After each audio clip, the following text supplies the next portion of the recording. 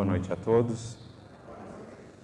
Que a paz de Jesus, nosso divino mestre e amigo, acolha todos nós, envolva os nossos corações, a fim de que estejamos, cada um de nós, abertos à inspiração do alto, dos benfeitores amigos que se fazem presentes, para que daqui saiamos renovados, fortalecidos e mais dispostos a realizar no mundo a grande obra de regeneração, começando por nós mesmos.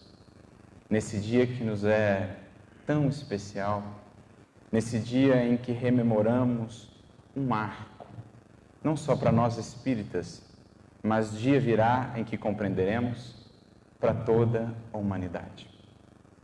Porque há 162 anos atrás, aportava na Terra, e daí por diante, de maneira definitiva, para todos sempre, dali por diante, o Consolador prometido. Fincava as suas bases no campo do pensamento humano, como também do sentimento, graças ao trabalho hercúleo, metódico, racional, mas também profundamente amoroso e amparado na fé, na inspiração do alto, nascia ali, graças ao trabalho de Kardec, o Consolador prometido em sua primeira obra fundamental. O repositório essencial das lições dos espíritos, dos imortais. Mas essa é, na verdade, uma história que começa há muito tempo atrás. É mais um passo, é mais um marco fundamental dentro de um grande planejamento. Planejamento este organizado e regido pelo governador espiritual de nosso orbe, por aquele que, como ele mesmo disse, antes que Abraão fosse, já era. Ou seja, antes que Abraão pudesse trazer ali os primeiros fundamentos do monoteísmo, do tronco, do ramo judaico-cristão, no qual o Espiritismo também estaria inserido como terceira revelação, muito, muito antes que Abraão fosse, ele já era. Desde os primórdios do orbe terrestre, planejando, orientando todo o processo evolutivo que aqui se desenrola. Mas nós tivemos, ao longo dos séculos, alguns marcos e alguns avisos, predições e previsões desse programa pedagógico divino a ser desenvolvido. E é assim que, para melhor entender essa data que ora nos inspira e da qual lembramos com carinho e com profunda gratidão, para melhor entendê-la, precisamos voltar no tempo e ver como que numa viagem temporal, fazendo, reconstruindo essa linha do tempo, como que tudo se conecta num planejamento perfeito, orientado por esse que tem sido na Terra a expressão maior do amor de Deus, o nosso Pai. Há alguns séculos antes de Jesus, nós vamos ter ali a tarefa dos profetas. Aqueles que, seguindo o trabalho de Abraão, posteriormente o trabalho de Moisés, o trabalho de Elias, vieram dar continuidade a essa linha do tempo de desenvolvimento da revelação, cada um ao seu tempo, cada um com a sua tarefa, cada um com a sua característica. É assim que nós vamos ver a obra ou os escritos magistrais de um Isaías, séculos antes, nos falando do advento, da vinda do Messias, das suas características. Quando nós lemos os escritos de Isaías a respeito de Jesus, ficamos realmente impressionados, tamanha similitude do que ele havia descrito com o que se processou. Um Isaías, um Jeremias, Ezequiel e tantos outros profetas, até que chegamos a um Joel, que não podemos precisar muito bem em qual tempo, em qual data nasceu e morreu.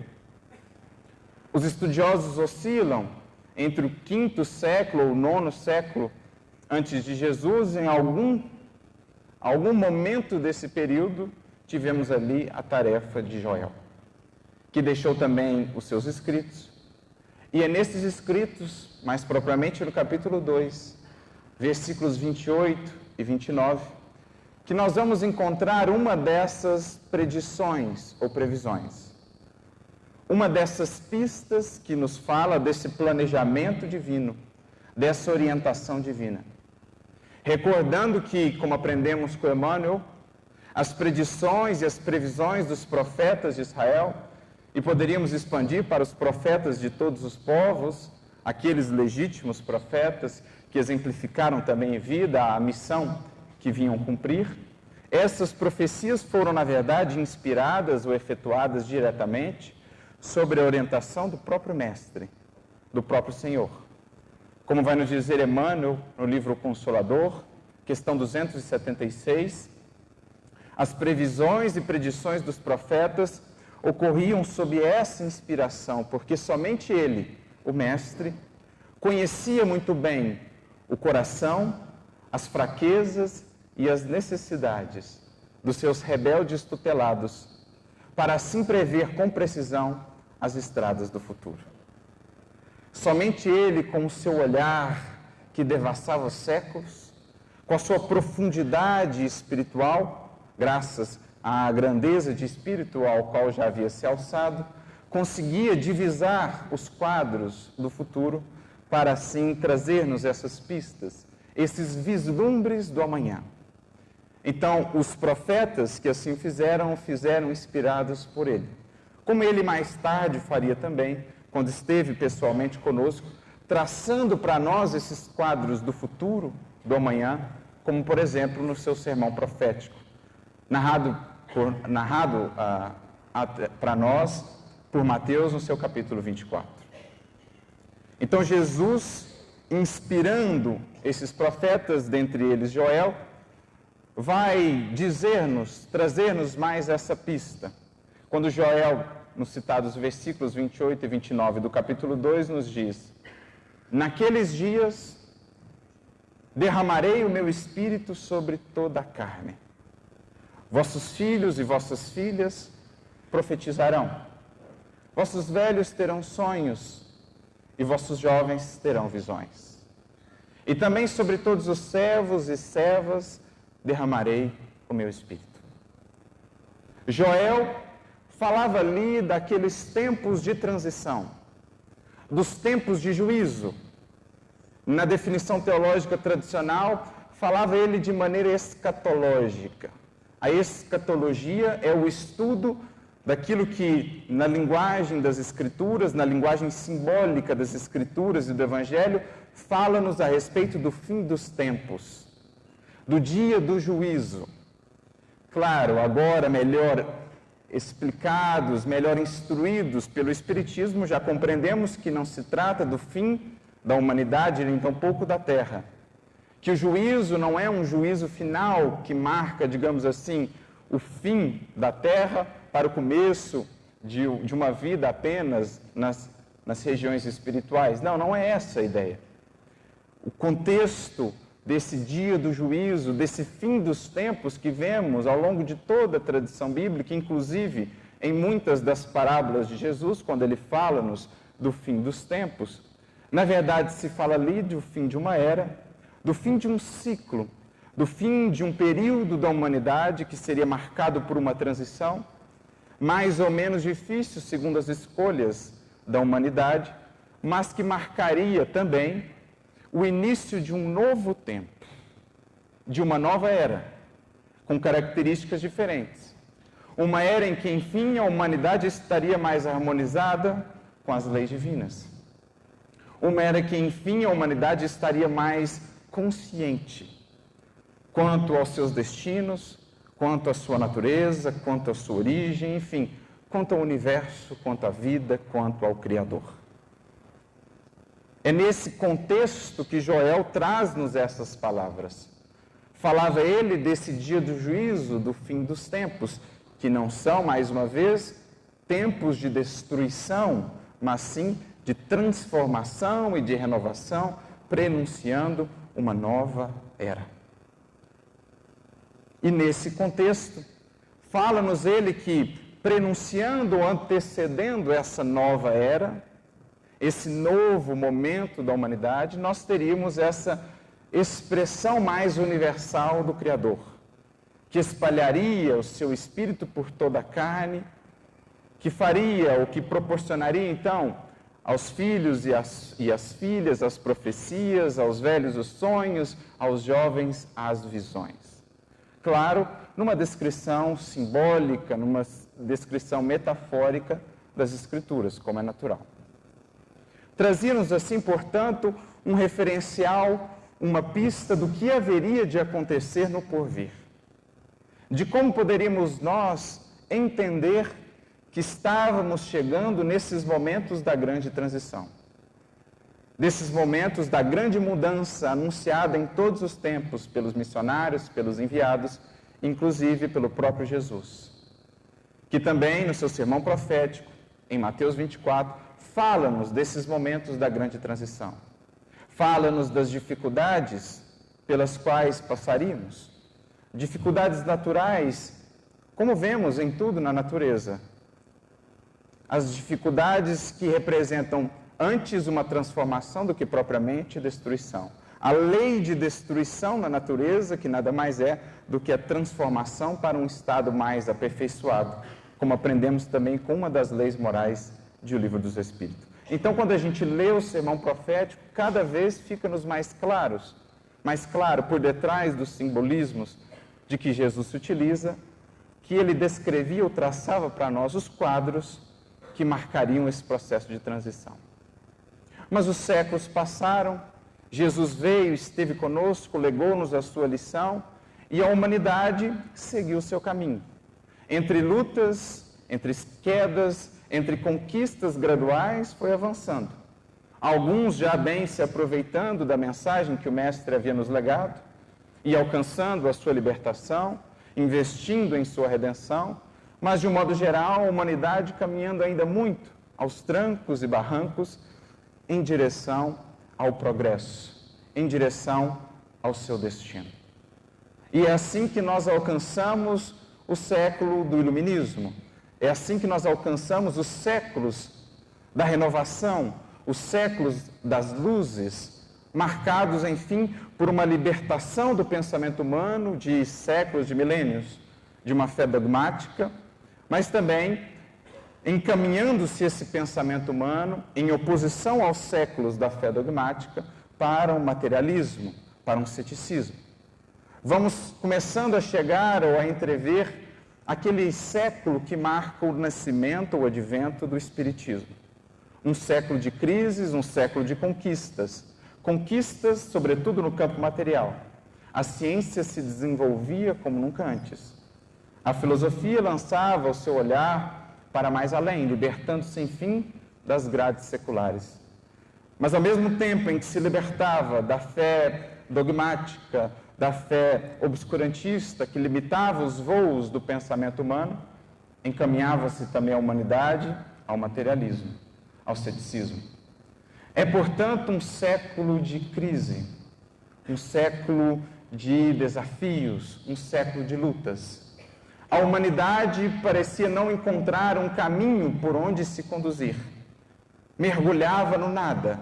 A fé já não trazia mais respostas, porque a razão agora ansiava por explicações mais claras. A inteligência demandava um alimento mais substancial. Quando voltava-se à ciência, que talvez a pudesse alimentar assim, ela encontrava a humanidade respostas, encontrava descobertas, encontrava progressos científicos. No entanto, encontrava também a frieza, a dureza do materialismo, do ceticismo, do mergulho no nada. Era a ciência sem ideal que dizia à humanidade: somos apenas o fruto do acaso. Somos apenas o resultado do nada, não há um sentido, não há um propósito na vida. Somos um amontoado de células e a finalidade da vida é apenas gozar. Aproveitar o momento, porque tudo um dia haverá de passar e todos nós mergulharemos no nada, nas sombras do túmulo. É nessa viagem temporal que nós vamos fazendo então essa conexão daquela previsão lá atrás, daquelas orientações daqueles traços que Jesus nos havia trazido do processo de transição e vamos identificando naquele século, ou nos momentos que aquele século inaugura e que ainda hoje vigoram, vamos identificando esses momentos difíceis de uma transição da humanidade. Vamos identificando esses momentos de luta em que a humanidade buscava respostas, buscava um novo norte pelo qual se conduzir. Momentos difíceis em que, como Leon Denis vai descrever de maneira muito bela, muito clara, no seu livro Depois da Morte, capítulo 8, intitulado A Crise Moral, momentos em que o espírito humano flutuava entre a religião sem provas e a ciência sem ideal. Em que o espírito humano não sabia para que lado pender. De um lado, algo que lhe falava a razão, deixando muitas vezes o coração ressequido, sem fé, sem esperança, que são também alimentos essenciais à nutrição da alma. De outro lado, a religião que lhe falava ao coração, que lhe trazia consolo, que lhe trazia esperança, mas que deixava sempre um vazio, que deixava sempre uma fragilidade da dúvida, da incerteza, porque ainda não ancorada numa fé raciocinada. Então, diante desses dois extremos, desses dois polos, desse momento de crise moral, é que identificamos esse momento em que a resposta vem do alto. O mundo que se mergulhava na matéria, julgando ali tudo encontrar, todas as respostas encontrar, haveria enfim de ouvir, de escutar a voz dos imortais. Nem de um lado, nem de outro estaria a resposta, mas sim do alto. Eram chegados os momentos da grande transição. Era chegado o momento do cumprimento daquelas profecias que Joel lá atrás havia trazido para nós, como pista, como marco dessa grande transição. E é por isso que com a obra do codificador, logo ao início, em Prolegômenos, os Espíritos haverão de dizer a ele e a todos nós, fazendo essa ponte ou essa conexão com aquela previsão, como também com aquelas que Jesus nos trouxe em seu sermão profético. Os Espíritos anunciam que são chegados os tempos marcados pela providência divina para uma manifestação mais universal. E que, sendo eles os ministros de Deus e agentes da sua vontade, têm por missão instruir e esclarecer os homens, a humanidade, abrindo uma nova era para a regeneração da humanidade. Este livro é o repositório dos seus ensinos. Com aqueles fenômenos que, naquele mesmo século de crise, começaram a se espalhar, chamando a atenção da humanidade para algo além dos sentidos transitórios, inaugurava-se a era do Espírito. Era chegado, enfim, o momento em que o Criador derramava esse seu Espírito em toda parte, convidando a humanidade a um novo despertar. É por isso que Emmanuel, ainda uma vez no livro Consolador, na questão 382, irá dizer, definindo mediunidade, a mediunidade é aquela luz derramada sobre toda a carne, prometida pelo Divino Mestre aos tempos do Consolador, atualmente em curso na Terra. A mediunidade que se expandia agora de maneira vulgarizada, numa manifestação mais universal, vinha cumprir aquelas promessas de séculos antes do Cristo, inaugurando esses novos horizontes para o pensamento humano.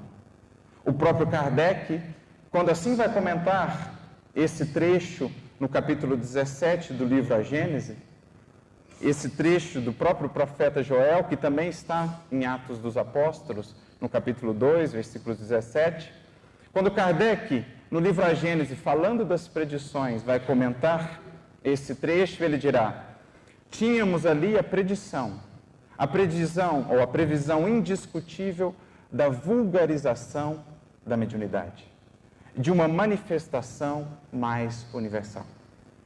Porque manifestações em todos os tempos existiram.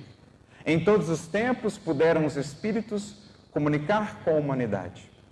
Mas ao longo dos tempos da antiguidade, foram muito mais restritas, muito mais limitadas essas comunicações. Mas elas existiram. Basta olhar a história dos povos antigos. Basta olhar, por exemplo, a primeira parte do livro de Leon Denis, Depois da Morte, em que ele nos convida a esse voo panorâmico pela antiguidade da humanidade, passando por várias civilizações e tradições espirituais, os egípcios, os druidas, os celtas, os gregos, enfim, o judaísmo, todos aqueles povos e tradições, e ali veremos as manifestações espirituais. Mas geralmente de caráter mais restrito, mais limitado, àqueles que eram chamados de iniciados, as doutrinas secretas do passado, que traziam germes de grandes verdades, embora muitas vezes esparsos ou misturados às incompreensões e superstições humanas. Então, em todos os tempos, as comunicações existiram, mas era chegado o momento, enfim, da universalização. Era chegado, enfim, o momento do cumprimento daquelas profecias. Deus, o Criador, havia dado as ordens. O Cristo, o grande gestor desse processo, havia orientado os espíritos, que então se espalharam em todas as partes do mundo, primeiramente através dos fenômenos materiais, a fim de chamar a atenção da humanidade para uma vida maior e ainda, de um modo geral, desconhecida. Era nos momentos de maiores sombras, de maiores dúvidas da humanidade, em que muitos corações se mergulhavam na incredulidade e no materialismo, que brilha a humanidade terrestre uma nova luz. A luz da mediunidade que vinha, enfim, fazer o trabalho que os telescópios e os microscópios haviam feito no âmbito da ciência material. Se eles, como vai dizer Kardec no capítulo 4 do livro A Gênese, abriram para nós a visão do macro e do microcosmo, a mediunidade abrir-nos, enfim, a vida ou os horizontes da vida espiritual. A profecia de Joel, depois relembrada pelo Cristo e pelos seus discípulos, enfim, se cumpria. Nos momentos de maiores sombras, as sombras do pensamento humano, eis que brilha uma nova luz. Eis que estrelas acendem-se nessa noite humana a fim de clarear os caminhos, como o próprio Jesus havia nos dito de maneira simbólica em seu sermão profético. Quando nos fala dos momentos de transição, dizendo que seriam momentos muitas vezes sombrios, difíceis, diz ele, inclusive, de maneira metafórica, que o sol perderia sua luz, a lua também não daria sua luz. Diz ele, então, nesse momento, as estrelas haverão de cair do céu. Estrelas essas que, claro, conseguimos, com auxílio do Espiritismo, entender não como estrelas ou corpos celestes, mas sim como os espíritos que vinham do alto esclarecer e fazer luzir sobre a noite da humanidade uma nova luz, ou novas luzes. Há, inclusive, uma mensagem muito interessante na Revista Espírita de fevereiro de 1868. É a mensagem de Dupuy, bispo de Argel, também conhecido como Adolfo, bispo de Argel, que tem muitas mensagens no Evangelho segundo o Espiritismo. Vejamos só o título da mensagem: As estrelas cairão do céu. O que Jesus queria dizer com as estrelas cairão do céu nesses momentos de transição? Então ele dirá: já as virtudes do céu estão abaladas e as estrelas caem de sua abóbada, mas transformadas em puros espíritos, que vêm anunciar, como a Escritura nos traz de linguagem ou de maneira figurada, sob as ruínas do velho mundo, o advento do Filho do Homem. Olha que linda definição. O que Jesus queria dizer com o sol que haveria de escurecer, a lua que não daria o seu brilho, as estrelas que haveriam de cair? Falava-nos ele desse tempo, ou desse momento, do cumprimento das profecias. Não eram as estrelas, corpos celestes, não falava ele do Armagedon ou da destruição do mundo, falava-nos simplesmente dessas estrelas que haveriam de brilhar nesse momento de sombras do pensamento humano, nesse momento de ceticismo, de desesperança, de materialismo. O sol, o seu evangelho, que havia sido deturpado, que havia sido apagado. A lua, aqueles que deveriam refletir a luz do sol, do evangelho, mas que justamente por terem se sobreposto ao sol, haviam bloqueado a luz do sol como a sua própria. Um eclipse dos ensinamentos do Mestre, marcando uma noite que seria transformada, que seria iluminada pelas estrelas. Como ele mesmo haveria de dizer, quando comenta ou quando nos fala desses momentos de transição, no livro Há 2000 anos, no capítulo 6 da segunda parte, Jesus recebe os mártires no mundo espiritual, dentre eles Lívia, que havia acabado de desencarnar. E falando-nos desses momentos da transição, ele dirá que um dia ocorreria um eclipse dos seus ensinamentos. Ora, o que é um eclipse?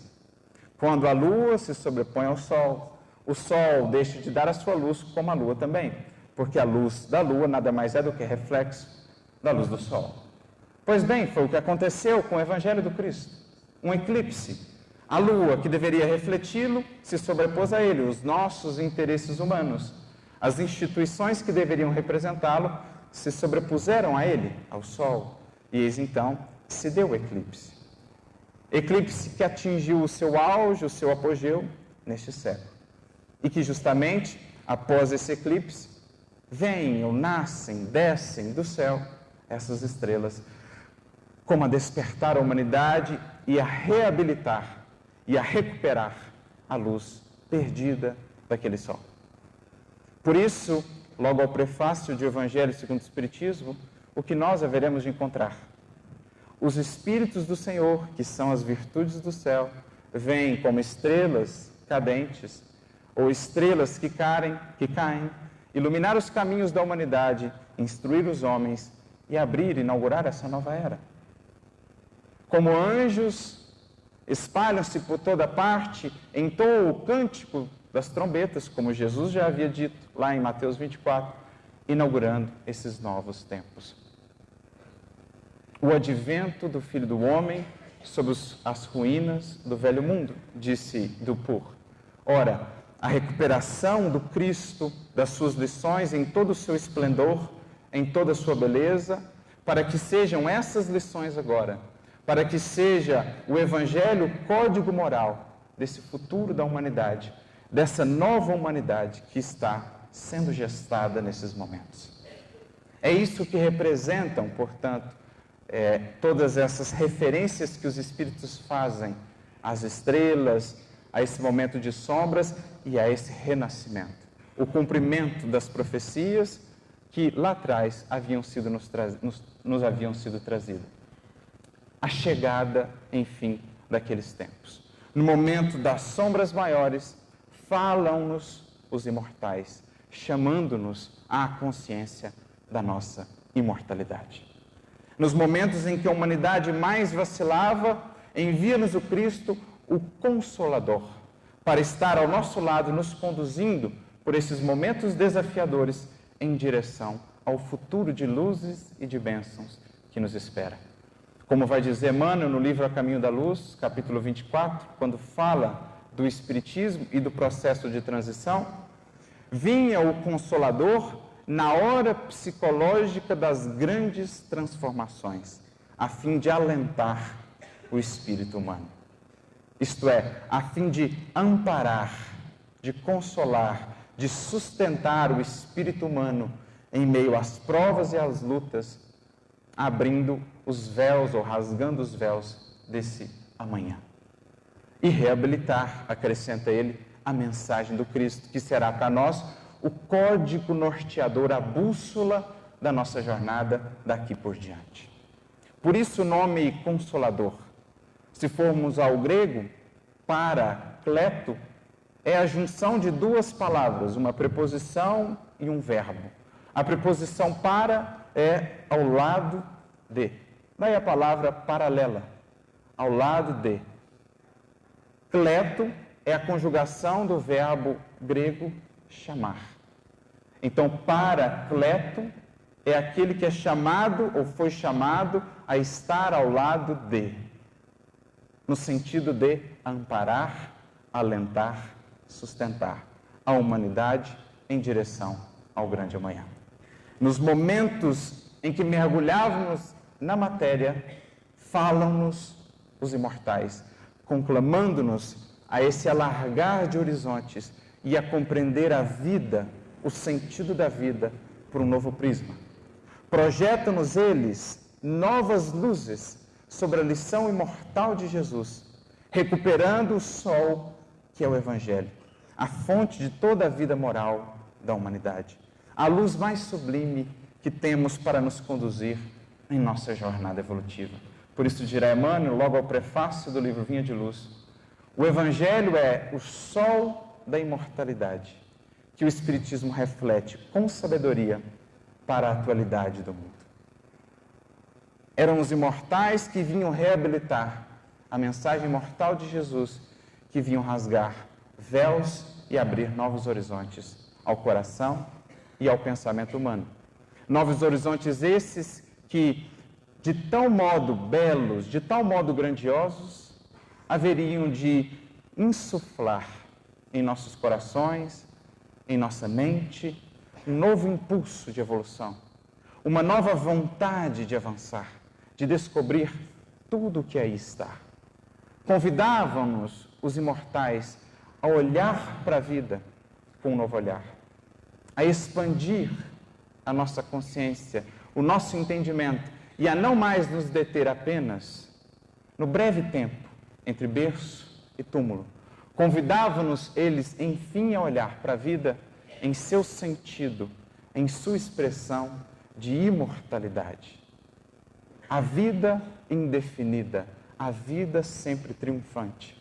O destino da criatura humana que não repousa no túmulo, na inação, na morte ou no fim. Não. O destino da criatura humana que repousa na eternidade. O destino da criatura humana que a projeta na imensidade de tudo o que há por descobrir, por fazer, por realizar, por conquistar. Novos horizontes que infundem no ser imortal em jornada novas esperanças, novas alegrias, um novo vigor à fé, porque trabalho magistral feito pelo Espiritismo, naquele contexto de disputa entre fé e ciência, consegue o Espiritismo criar um terreno de conciliação, onde fosse possível conciliar fé e razão, ciência e ideal e espiritualidade. Não precisava mais o homem, a criatura humana, agora escolher para qual lado pender. É possível, utilizando-se de ambas as alavancas do progresso humano, avançar, porque no fundo são as dois rios que haverão de chegar ao mesmo mar, o da sabedoria divina. É o que o Espiritismo faz. Naquele contexto de disputa, de divisão, vem ele criar um terreno de conciliação entre espiritualidade e ciência, entre fé e entre razão, abrindo para a humanidade novas perspectivas, esse novo impulso de evolução. Vem renovar conceitos fundamentais acerca da vida, ou vem nos dar novas perspectivas quanto às questões mais fundamentais de todos os tempos, as questões que sempre moveram o pensamento humano, que sempre, desde os primeiros momentos em que um homem alcançou a luz da razão e pôde então pensar, essas questões nos acompanham, nos convidam a meditar. O que somos? Quem somos? De onde viemos? O que aqui fazemos e para onde nós vamos? O que é Deus? O que é o universo? Qual o sentido da vida? Bem e mal, o que são? Céu e inferno existirão? São essas as perguntas fundamentais que a filosofia de todos os tempos buscava responder, mas para as quais o Espiritismo havia de trazer respostas muito originais e muito novas. Porque falávamos agora de maneira nunca antes vista da perfeição da criação e do seu autor. Renovava para nós conceitos fundamentais quanto à vida, quanto a nós mesmos, o que somos, espíritos imortais. Com um princípio, simples, ignorantes, mas dotados de perfectibilidade. E, portanto, construtores de nós mesmos no transcurso dos séculos e dos milênios. Destinados não ao fim no túmulo, mas destinados à imensidade que os nossos olhos conseguem contemplar. E para além da nossa visão material, a imensidade de tudo que aí há. Essa a destinação de todos os seres. A perfeição relativa que nos é dada alcançar pelos nossos esforços, amparados pelo Pai amoroso e misericordioso que nos conduz. Com esse conceito, ou com essa visão, que nos explica de onde viemos, o que aqui fazemos e para onde vamos, renovam-se também as concepções de céu e inferno. Não mais um céu de beatitudes, mas de ócio, de inércia. Nem tampouco um inferno de penas eternas, de sofrimentos eternos. Afinal de contas, Deus não é só a inteligência suprema da criação ou do universo inteiro, mas também o perfeito amor.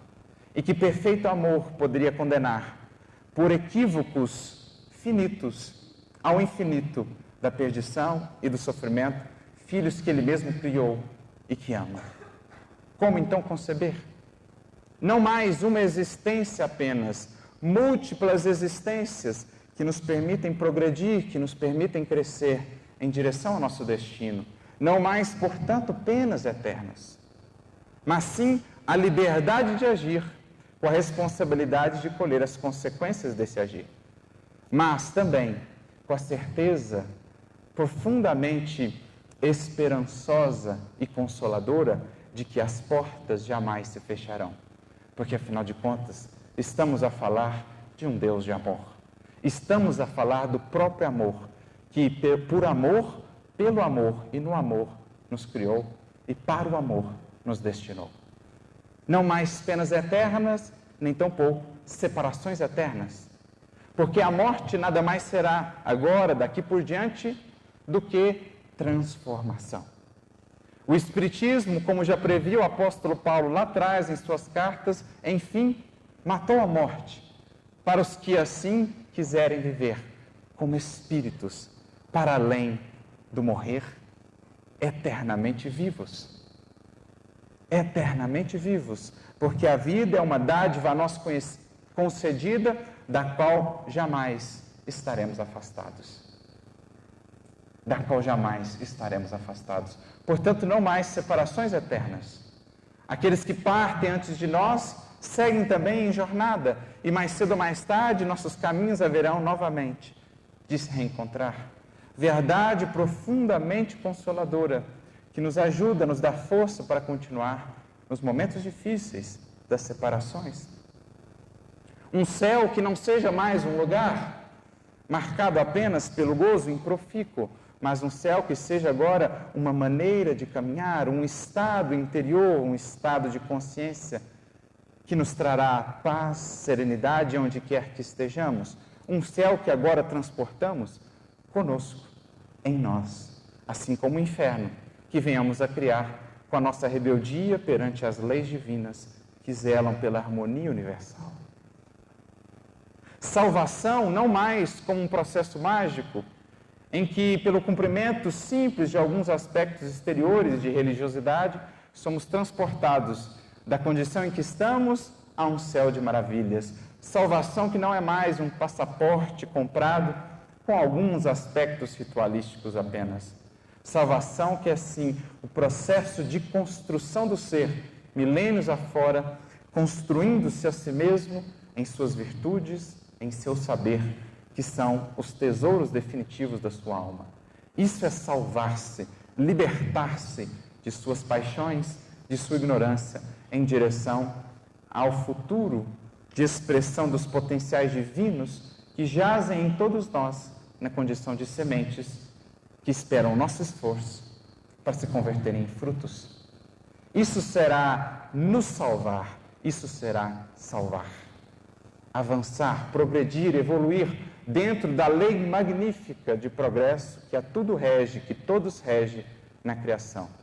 Na fala que reponta desde o Gênesis, e disse Deus, haja luz, e tudo que há caminha para a luz, todas as coisas e todos os seres. Isso será salvar, será iluminar-se por dentro, de dentro para fora. Eis o que as vozes, portanto, dos imortais vinham nos falar. Não mais o aqui e o agora apenas, mas um futuro infinito a nos esperar. E que está em nossas mãos construir, preparar, com o nosso esforço, com a nossa sementeira, desde aqui e agora. Não mais a regra ou a lei do cada um por si, porque afinal de contas, se a vida é só o que há aqui, cada um haverá de gozar, de aproveitar ao máximo. Por que pensar nos outros, se não existem leis a nos regerem? Se não existe um sentido para a vida? Mas agora sabemos, o mais belo de todos os sentidos, o sentido da vida é amar. O sentido da vida é criar. O sentido da vida é iluminar. Diante desse sentido, agora para nós esclarecido, graças às vozes dos imortais, não mais o lema cada um por si, mas agora o lema cada um por todos e todos por um. Porque somos em verdade uma só família, o dos que aqui estamos encarnados e o dos que lá estão desencarnados, que vieram nos avisar. Seguimos convosco, a morte não existe. A vida sempre triunfa em patamares cada vez maiores e mais belos em busca da vida abundante que Jesus veio nos dar.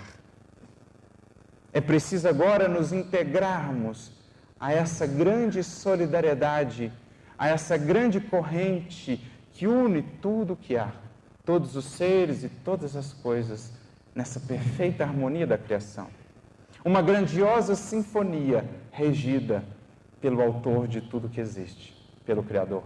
O nosso papel agora será, diante dessa nova compreensão, identificar que nota podemos e devemos ser na grande sinfonia da vida. Porque sem essa nota, sem a nossa nota, o nosso trabalho harmonioso, a sinfonia ainda estará perturbada, limitada. Porque só será bela, perfeita como deve ser, quando todos os seres que aqui vivemos, encarnados ou não, conseguimos entoar esse cântico do amor, da fraternidade, da paz, do perdão e da compreensão. Vozes dos imortais que vêm, enfim, desentranhar o Evangelho do Cristo, do arcabouço ou do túmulo, do sepulcro, das ilusões, das deturpações no qual o havíamos inserido. Vem trazê-lo novamente a lume, vem torná-lo, enfim, acessível a todos os corações e a todas as consciências, que poderão agora, enfim, entender a profundidade imensa, grandiosa da mensagem do Cristo. Entender aquelas falas que lá atrás não poderíamos alcançar em toda a sua profundidade. Conseguimos, enfim, agora entender o que ele queria dizer com há muitas moradas na casa de meu Pai. As moradas infinitas que a ciência nos descortinou, trilhões e trilhões de estrelas, de constelações, a iluminarem a nossa noite, a abóboda celeste. Mas para além disso ainda, para além daquilo que os nossos olhos podem ver, ou os nossos instrumentos, telescópios, medir, há ainda infinitas moradas, as moradas espirituais, de belezas deslumbrantes e inimagináveis, que aguardam-nos a todos nós, filhos e filhas do Criador da criação, que aguardam a nossa imensa jornada de ascensão, a fim de que possam revelar as suas belezas ao nosso coração extasiado, encantado com a grandiosidade da obra do nosso Pai. Podemos agora entender as curas do Mestre, o porquê, o como ele conseguia fazê-lo. Não eram milagres, nada mais eram do que o desenvolvimento e a aplicação dos seus potenciais. Espírito que ele é, como nós outros, que trilhou já toda a jornada e se alçou à condição em que está. Por isso, tinha tais possibilidades que um dia, diz o Espiritismo e o próprio Evangelho, todos nós teremos também. Podemos melhor nos aprofundar, mergulhar nas lições de Jesus. Eis então, que da maior noite, um dos momentos mais difíceis da humanidade, nasce essa grande luz. No momento em que a humanidade parecia não encontrar, não escutar respostas, os imortais nos falaram, nos trouxeram, nos abriram novos horizontes. E é o que o espírito Luís de França, o mesmo São Luís, haverá de nos dizer na Revista Espírita de fevereiro de 1867, num artigo intitulado Comunicação Providencial dos Espíritos, em que ele vai comentar justamente aquela profecia de Joel que no início citamos. Os tempos são chegados,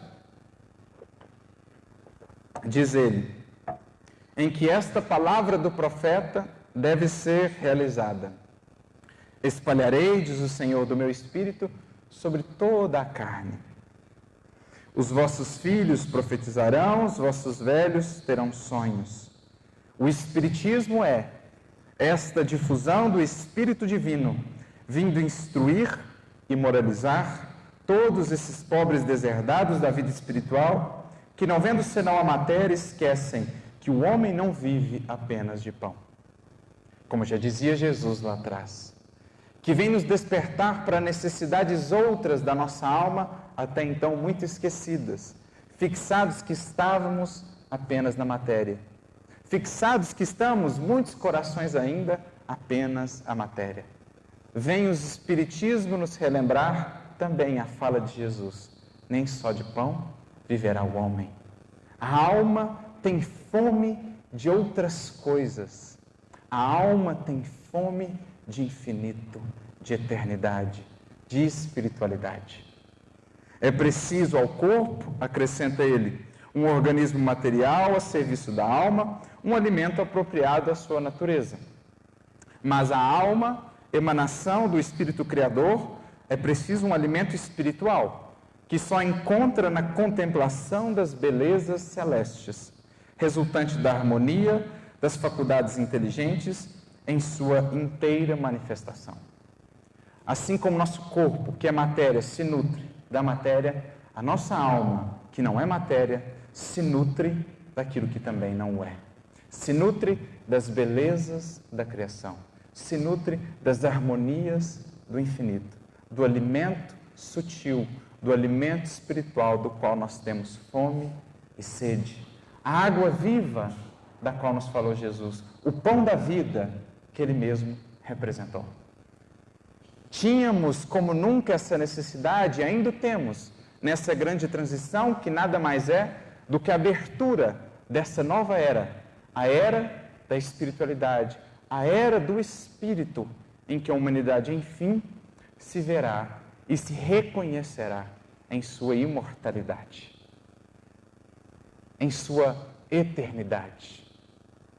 Como bem soube captar Guimarães Rosa, em uma carta a um amigo seu, ando com fome de coisas sólidas e com ânsia de viver apenas o essencial. Pessoalmente, penso que chega sempre um momento, um tempo na vida da gente, em que o maior dever seja lutar ferozmente por introduzir no tempo de cada dia o máximo de eternidade. Pois bem, é esse tempo que chega à humanidade. É esse o tempo que vive a humanidade, que não mais se sacia só com aquilo que pode tocar, comprar, possuir. Tem, enfim, fome, sede, o espírito humano de eternidade, de essencialidade, de espiritualidade. Essa era que o Espiritismo abre, fazendo-se esse pão, esse alimento capaz de nos nutrir. Enquanto o homem negligencia cultivar o seu espírito e fica absorvido pela busca ou pela posse dos bens materiais, sua alma está, de certo modo, estacionária. E lhe é preciso um grande número de encarnações antes que possa, obedecendo insensivelmente, como por força, a lei inevitável do progresso, chegar a esse começo de vitalidade intelectual. Foram os longos séculos desde a vinda do Cristo que prepararam o advento do Espiritismo. Séculos que alimentaram, que desenvolveram o pensamento humano preparando-o para o advento do Consolador com o alimento mais sutil, mais espiritual que haveria de nos trazer, inclusive resgatando o pão divino do Evangelho de Jesus. É por isso que, malgrado os ensinamentos dados pelo Cristo, faltou uma parte, o começo de vitalidade intelectual, que a torna diretora do ser material ao qual está unida, a alma, né?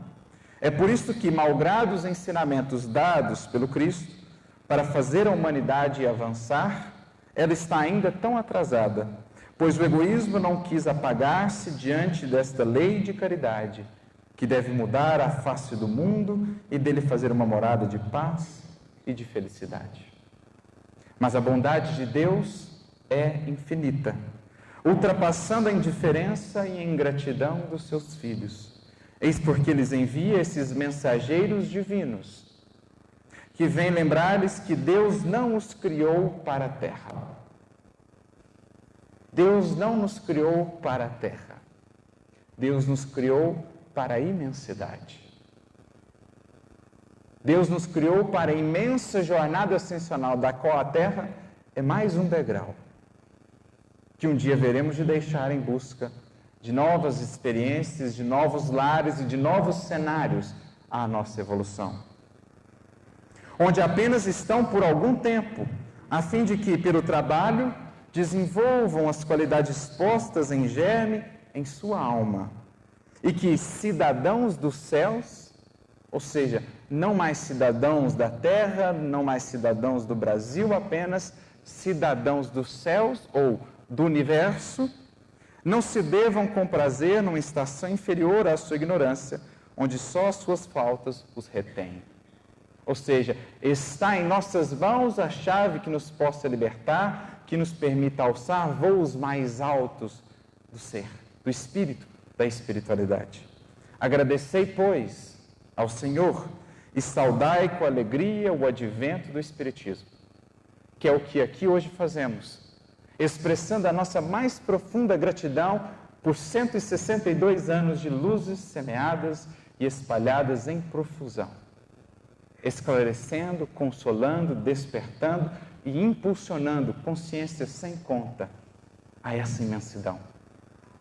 Pois que ele, o Espiritismo, é a realização das profecias, o sinal retumbante da bondade do Pai de misericórdia e para vós, um novo apelo a esse desprendimento da matéria, tão desejável, considerando-se que só Ele, o Pai, pode vos proporcionar a verdadeira felicidade. Luís de França. Eis o que representa esta data, não só para nós espíritas, mas um dia compreenderemos para a humanidade. A data, enfim, da nossa alforria, para aqueles que o quiserem, terão a partir daí a chave que os permitirá alçar esses voos mais elevados. A nossa alforria da materialidade, da vida puramente material, impulsionando-nos, despertando-nos para a vida imortal, que segue vibrante, estuante em toda parte do universo, e que nem a morte pode cessar. Era, enfim, chegado o momento do cumprimento das profecias de Joel, do próprio Cristo, de todos os profetas. O momento, enfim, que Deus espalhou o seu Espírito em abundância por toda parte. Felizes aqueles que se abrirem a esse sopro renovador do alto. Felizes aqueles que não só contemplarem esses horizontes, mas, com todas as suas forças, se encaminharem para eles. Encontrarão em cada passo belezas antes desconhecidas. Encontrarão em cada trecho alegrias antes não experimentadas. Enxergarão, perceberão, diante de cada novo horizonte, à medida que sobem a grande montanha da redenção, belezas, horizontes, oportunidades antes desconhecidas. Eis o que representa o advento do Espiritismo. Nesses momentos que ainda estão de noite, as estrelas cadentes continuam a cair em abundância.